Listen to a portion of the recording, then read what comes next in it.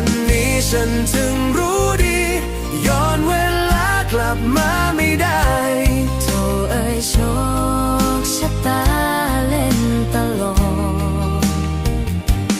ลืมตาตื่นมองฉันอีกครั้งจะบรรเลงเพลงให้เธอฟังให้เหมือนเคยดังวันราบที่เราพบกันในวันนี้ฉันถึงรู้ดี